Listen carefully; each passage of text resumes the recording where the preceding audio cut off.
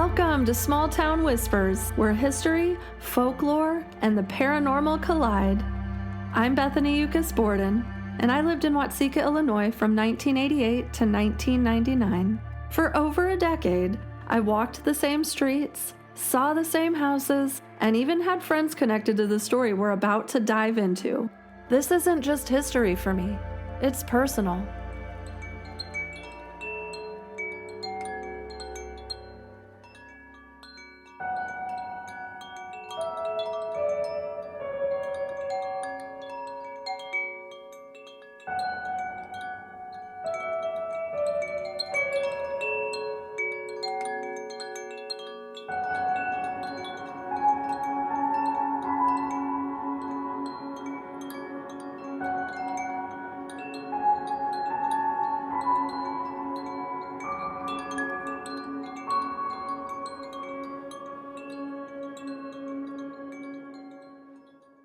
This first season of Small Town Whispers is all about a book that's been a part of my life for a long time.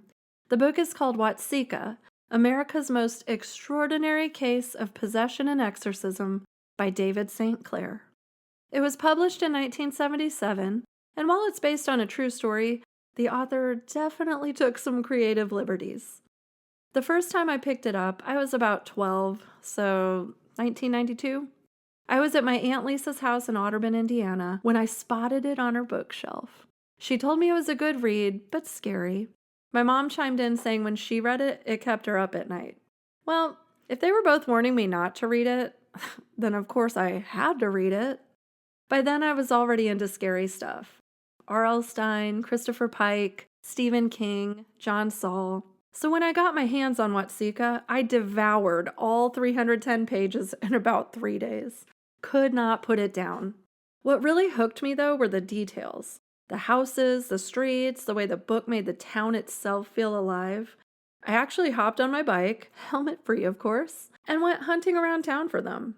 The Roff house sat on the edge of town, big, brick, with whispers about an elevator inside. And whispers about it being haunted. I'm pretty sure I pedaled past that one really fast. Then there was the Venom house, right across the street from the high school. One of my friends even lived there. Many years later, my mom gave me a hardback copy of the book with a note from her inside. Reading it as an adult, it was just as gripping as when I was a kid. This isn't just some old ghost story. It's a piece of history that still hangs over the town like a shadow. So, let's dive in together. Here is the story of the Watseka Wonder.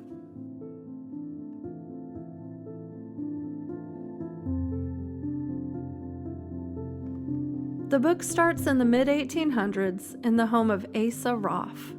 He was a lawyer and real estate investor and honestly, one of the big visionaries of the town. Back then, settlers were clustered around the bend of the Iroquois River, shipping hides and furs up to Chicago. They started calling the place Middleport. There was a hotel, 3 bars, and fittingly, the very first county building was a jail. Asa figured out early that if the railroad came through, the town could thrive. He was right, and it made him rich. Eventually, the town was renamed Watseka after Watseka, a Potawatomi woman whose name means daughter of the evening star. By the time our story begins, Asa's wife Anne is pregnant with her 10th child. Of the 9 she'd already given birth to, only 5 were still living. A heartbreaking but common reality in those days. The children were Minerva, everyone called her Nervy, who was 20, Mary at 17, Joseph at 9, Fenton at 8, and little Frank at 5. The family also had a live-in housekeeper named Lucy. She was from Africa, the only African woman in town, a free woman who was paid for her work. She cooked, cleaned, and cared for the kids. She wasn't just help, she was part of the family. The book's first scene drops us right into 17-year-old Mary's bedroom. Dr. Fowler is there, applying leeches to her temples and neck. He's desperate to cure her. Mary's been unconscious for 3 days, and he believes draining bad blood might succeed where everything else had failed. Suddenly, Mary stirs. She asks for water, the first thing she's said in days. The doctor yanks the leeches off, careful to pull the one by her jugular without letting her see it, and then he bolts to get the family. And that is where I'm going to start reading to you, straight from the book, starting on page 9, ending on page 12.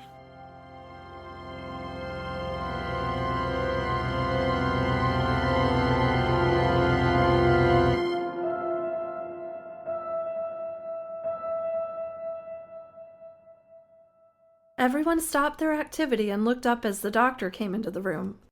Asa, Mrs. Roff, he gave a slight bow in her direction. Your Mary has regained consciousness.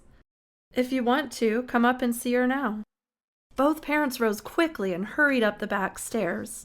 Nervy followed after them, and little Frank made up the tail end of the procession behind the African woman and the doctor. Mrs. Roff was the first one into the room. Mary, she said as she sat on the bed and brushed the girl's hair with her hand, are you feeling better? Yes, Ma, much better. Thank you. She still had no strength in her voice.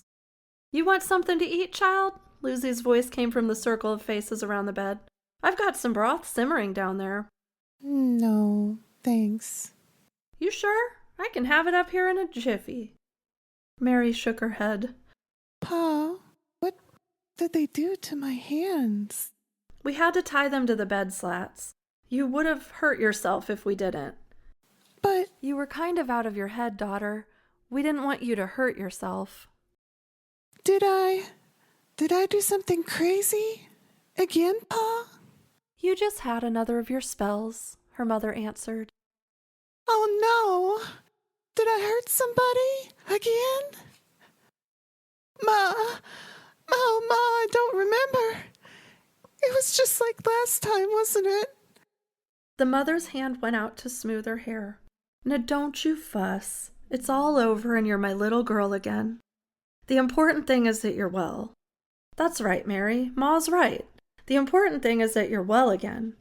Nervy was standing close to the bed and dried Mary's tears with a handkerchief. Pa, what did I do? Her eyes were pleading. I didn't hurt one of the boys, did I? He shook his head. You just rest now. We'll talk about it later. Anyway, it's over and you've come back to normal. Mary's eyes went to each face in turn. Lucy, did I hurt you? Did I do something to you? The black woman shook her head. It was Tessie, Frank blurted out in his baby voice. You hurt my Tessie. The cat? Ma, did I hurt the cat? Did I? She was an old tabby anyway, Mrs. Roff answered soothingly. It doesn't matter none. What did I do to Tessie? I love that cat. You chopped off her head, shouted Frank. That's what you did. And when Ma tried to take Tessie away from you, you pushed Ma on the ground and then you... The boy gasped for more breath to continue. Then you licked the blood that was coming out of Tessie. That's what you did. You hurt Tessie. And Pa had to put Tessie in a box and we had a funeral. He began to cry. You killed Tessie. You killed my cat. Nervy grabbed the boy and let him continue to cry in her full skirt. Tears streamed down Mary's face. Ma! She struggled to reach out, but her hands were held down. Ma, you know how much I love Tessie. She looked at her father. Pa, didn't I love Tessie? Didn't I? Of course you did. You just weren't yourself, but it's all right. It's all right. We'll get another tabby cat. Mrs. Parker's cat is about to have kittens. I'm sure she'll give us one of them.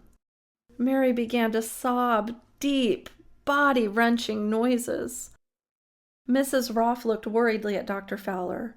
She'll be all right, he said. It's the shock of the deed. She'll feel better once she's had a little nourishment.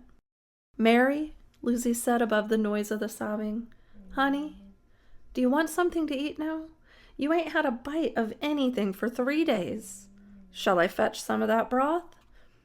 Mary shook her head and looked at her mother. Untie my hands.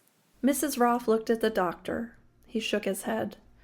Not just yet, Mrs. Roff said. The doctor thinks it's better if you don't exert yourself too much. Ma!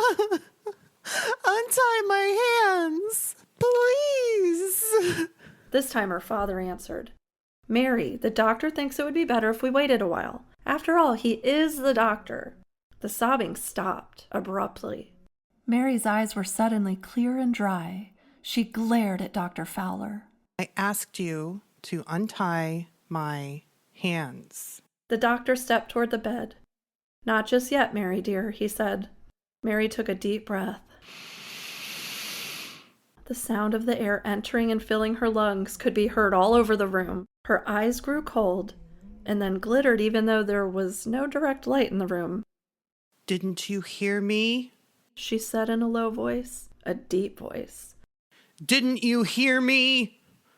Her voice deepened as it got louder. I said untie my hands. Mary, her mother exclaimed. That's no way to talk to Dr. Fowler. That man is a fool. A fool and an idiot. Now, just a moment, Mr. Roff started. And you are a fool and an idiot for calling him. Mrs. Roff looked pleadingly from her daughter to her husband. She doesn't know what she's saying, she apologized. She didn't mean to be... Mary's face became twisted. Her eyes glowed. She contorted her body, pulling at the ropes that held her down. The bed creaked with the sudden movement. I said to untie Mary's hands. Her body rose up halfway from the bed, her eyes shut tight in the effort to free herself. Get the goddamn things off me! There was a creaking sound, then the sound of splintering wood. Mary sat up in bed, triumph written across her face. Her hands were free. From each wrist dangled the length of thick rope. From each rope hung a piece of wood that had been broken from the shattered bed slats underneath. Now, She said slowly and in her normal voice, looking at the startled faces around her. now I'll have some of that broth.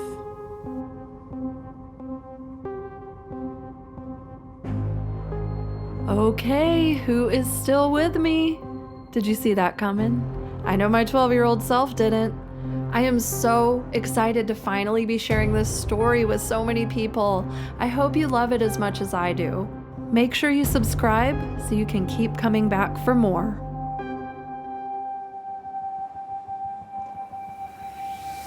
This season, our journey centers on Watseka and the incredible story that unfolded there more than a century ago.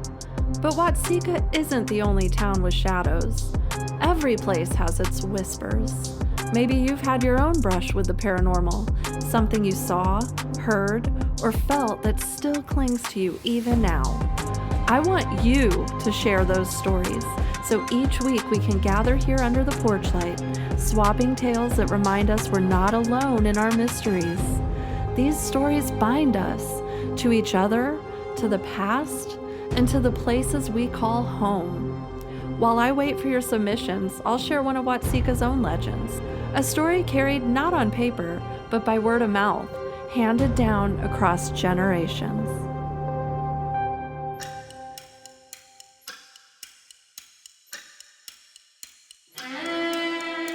Now, join me under the porch light, the place where memories meet the present and voices from the past still linger in the dark.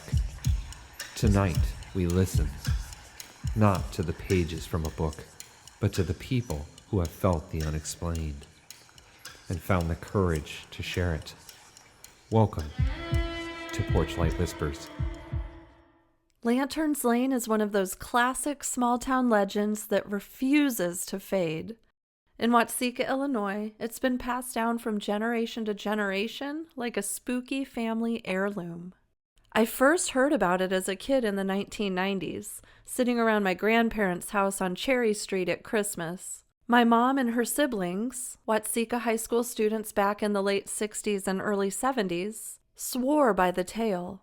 I always assumed it started with their generation, but I was wrong. Not long ago, I asked one of my old English teachers if she had ever gone out to Lanterns Lane. She said she'd been there a few times herself and hadn't seen much, but her grandmother remembered witnessing the mysterious light all the way back in the early 1900s. That blew my mind. I suddenly realized this wasn't just a teen hangout story. This legend had roots.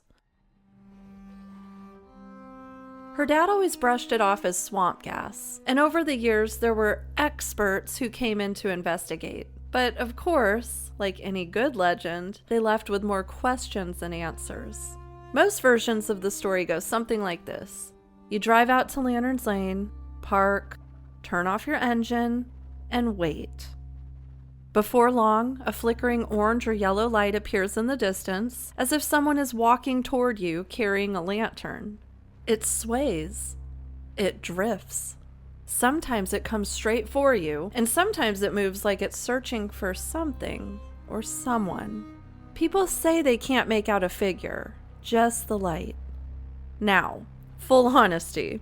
Many of these eyewitnesses were also under the influence of Boone's Farm, Strawberry Hill, or whatever liquid courage they could find. So, take that into consideration. Once one of us cousins finally got a driver's license, we made our own Christmas night pilgrimage. I remember the cold, the silence, and the adrenaline. I do not remember a mysterious lantern approaching our car, but I do remember how terrified we let ourselves become. That was half the fun. My sister, on the other hand, claims that earlier in life, she absolutely saw that light with one of her friends, and she still sticks to that story. As for the legend behind the light, some say a farmer or a couple were lost in a storm and drowned, and the light is someone still searching for help. I even found an old Facebook comment talking about a blizzard, a husband who went off to feed the animals and never returned, a wife who found a body that was headless in the barn, and maybe she's out there still searching for the head. You have to love how folklore evolves. Kids still go out there today. In fact, on a recent trip back home, my husband and I decided to drive out and investigate for ourselves. We parked in the right lane, shut the car off, and waited. The night was pitch black, quiet. And then I looked in my rearview mirror and saw headlights coming towards us from behind us. We nearly jumped out of our skin. Turns out it was just another car turning in behind us, but we scrambled to start the engine and get off the road before we became the ghosts of Lanterns Lane. No lantern sighting that night, but our hearts definitely got a workout. And before I go, there's also the legend of the stone mailbox with no back. Supposedly, if you reach inside, you feel nothing, just an endless dark. If anyone has that story, I want to hear it immediately. So now I'm turning the porch light over to you. Have you ever seen the Lanterns Lane light? Have you touched the mailbox? Or does your town have its own haunted road, ghost light, or eerie local legend? Send in your story. I want to hear it, share it, and keep these whispers alive. Until next time. That was this week's edition of Porchlight Whispers. Do you have an experience of your own to tell? We want to hear your stories. Share your experience and let your small town whispers become part of ours. And with that, the porch light dims, but the whispers stay with us. Join us again next time when another voice steps into the light.